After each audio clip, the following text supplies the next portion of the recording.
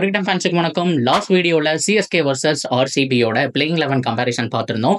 So அதில் எப்போவுமே CSK அப்படி இப்படிங்கிற மாதிரி தான் இருக்கும். ஆன் பேப்பர் டல்லாக இருந்தாலும் அவங்களோட பெர்ஃபார்மன்ஸ் வேறு லெவலில் இருக்குங்கிற மாதிரி பேசியிருந்தோம். அட் த சேம் டைம் ஆர்சிபியோட பிளேயிங் 11 ஆன் பேப்பர்லேயும் நல்லா இருக்குது, ஹோப்ஃபுல்லி ஃபீல்டுலேயும் நல்லா பண்ணிடுவாங்க அப்படிங்கிற மாதிரி தான் நம்ம பேசியிருந்தோம்.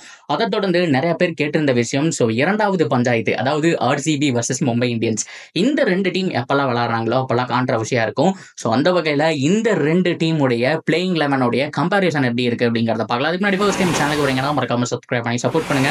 அப்போ அப்டேட் எல்லாமே உங்களை வந்து சேரும். சரி வாங்க வீடியோக்குள்ள போகலாம். ஸோ ஆல்ரெடி நான் சொன்ன மாதிரி இந்த ரெண்டு டீம் எப்பெல்லாம் விளாட்றாங்களோ ஸோ அப்போலாம் கான்ட்ரவர்சி இருக்கும். 2014 நம்மளால மறக்க முடியாது. மிச்சல் ஸ்டார்க் வர்சஸ் பொல்லார்டு பொலந்து கட்டியிருப்பாங்க அந்த மேட்ச்ல. ஸோ அந்த மேட்ச்ல எல்லாருமே மிச்சல் ஸ்டார்க் அண்ட் பொல்லார்டுடைய சண்டை தான் நீங்க பார்த்துட்டு இருப்பீங்க. ஆனால் இன்னும் ரெண்டுல ரோஹித் சர்மா நின்று பிரிச்சு வீசிட்டு இருப்பாரு. ஸோ அதே மாதிரி இன்னொரு தடவை ரொம்ப முக்கியமா மும்பை இந்தியன்ஸ் வந்துட்டு ஒரு மேட்சை வின் பண்ணுவாங்க. அந்த மேட்ச் ஆர்சிபி வின் பண்ண வேண்டியது, அது நோ பால் அப்படிங்கிற மாதிரி ஸ்கிரீன்ல பார்த்த உடனே விராட் கோலியோட ரியாக்ஷன் பார்த்திருப்போம்.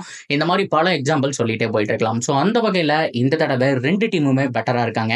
ஆனா மும்பை இந்தியன்ஸ் ரீடைன்லேயே கலக்கிட்டாங்கன்னு சொல்லி ஆகணும். ஸோ அந்த வகையில மும்பை ஆர்சிபியோட பிளேயிங் 11 ஃபர்ஸ்ட் ஆஃப் ஆல் ஆர்சிபியோட பார்த்துடலாம். ஸோ ஆர்சிபியை பொறுத்த வரைக்கும் போன வீடியோலயே நம்ம பார்த்த மாதிரி தான் Virat Kohli and Phil Salt open பண்றதுக்கான சான்ஸ் இருக்கு. ஸோ ஒன் டவுன்ல ரஜத் பட்டிதர் வர போறாரு, அதுக்கப்புறம் லியாம் லிவிங்ஸ்டன், அதுக்கப்புறம் ஜிதேஷ் சர்மா, ஸோ இன்னொன்னு Jacob Bethell or Tim David இந்த இடத்துல நம்பர் 6ல வர போறாங்க. ஸோ அதுக்கப்புறம் Krunal Pandya, Romario Shepherd, Bhuvneshwar Kumar, Josh Hazlewood and Yash Dayal அப்படிங்கிற மாதிரி பிளேயிங் 11 முடியும்.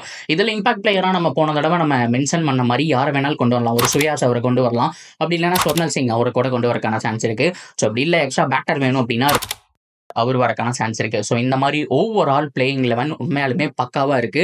ஸோ அங்கங்க சின்ன லேக் இருக்கு அப்படின்னு கேட்டா, ஸோ அந்த நம்பர் 6 பொசிஷன்ல வந்துட்டு யார் ஆட போறாங்க? ஸோ நிறைய பேர் டிம் டேவிட் அப்படின்னு சொல்லி இருந்தாலுமே ஜேக்கப் பெத்தல் சொல்லிட்டு இருக்காங்க.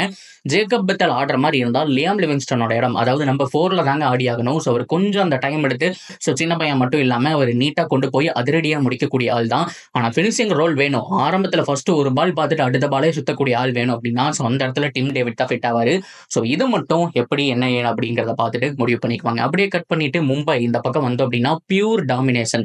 Rohit Sharma and Ryan Rickelton அவர் வந்துட்டு மேல ஓபன் பண்ண போறாங்க. ஸோ அதுக்கப்புறம் திலக் வர்மா, சூரியகுமார் யாதவ், ஹர்திக் பாண்டியா, ஸோ ரொம்ப முக்கியமா வில் ஜாக்ஸ், அதுக்கப்புறம் மிச்சல் சாட்னர், நமன் தீர், தீபக் சகர், அது மட்டும் இல்லாமல் ட்ரெண்ட் போல்ட் அண்ட் பும்ரா ரெண்டு பேருமே பக்காவா இருக்காங்க. ஸோ அது போக தீபக் சகர் இனிஷியல் ஓவர், அதாவது நியூ பால்ல போட போறாரு, ஸோ பவர் பிளேல போட போறாரு. டெத் ஓவர் பொறுத்த வரைக்கும் போல்ட் அண்ட் பும்ரா உண்மையாலுமே இவங்க ரெண்டு பேரும் மறுபடியும் வரதை பார்த்தா பயமா இருக்கு.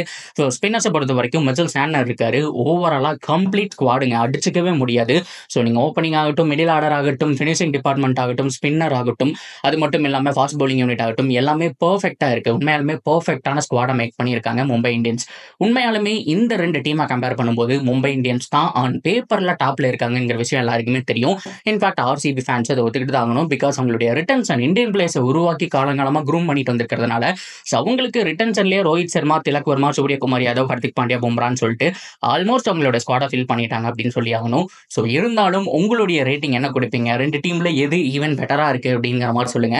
ஸோ இந்த ரெண்டு டீமுக்கு என்னுடைய ரேட்டிங் ஸோ 10க்கு 9.5 மும்பை இந்தியன்ஸுக்கு கொடுக்கலாம் அண்ட் 10க்கு 8.9 ஆர்சிபிக்கு கொடுப்பேன். அண்ட் ஃபீல்டிங் டிபார்ட்மெண்ட்டை பொறுத்த வரைக்கும் மும்பை இந்தியன்ஸ் ஓரளவுக்கு நீட்டாக இருக்காங்கன்னு சொல்லி ஆகணும். ஸோ ஆர்சிபியும் செமையாக இருக்காங்க.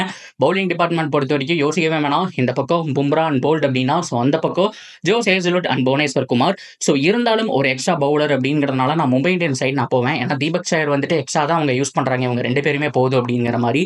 ஸோ அது மட்டும் இல்லாமல் ஓவராலாக பேட்டிங்கை பொறுத்த வரைக்கும் ஆல்மோஸ்ட் ஈக்குவல் அப்படிங்கிற மாதிரி சொல்ல முடியாது. ஒரு தடவை மும்பை இந்தியன்ஸோட கை மேலே ஓங்கி இருக்குங்கிற மாதிரி தான் நான் சொல்லுவேன்.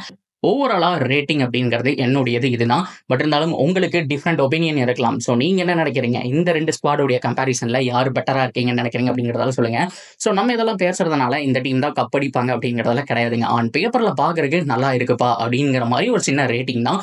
ஸோ உங்களுடைய ரேட்டிங் தாராளமாக சொல்லலாம். ஸோ இந்த மாதிரியான தொடர்ந்து அப்டேட்டுக்கு நம்ம சேனலோட இணைஞ்சிருங்க. மறக்காம சப்ஸ்கிரைப் பண்ணி சப்போர்ட் பண்ணுங்க.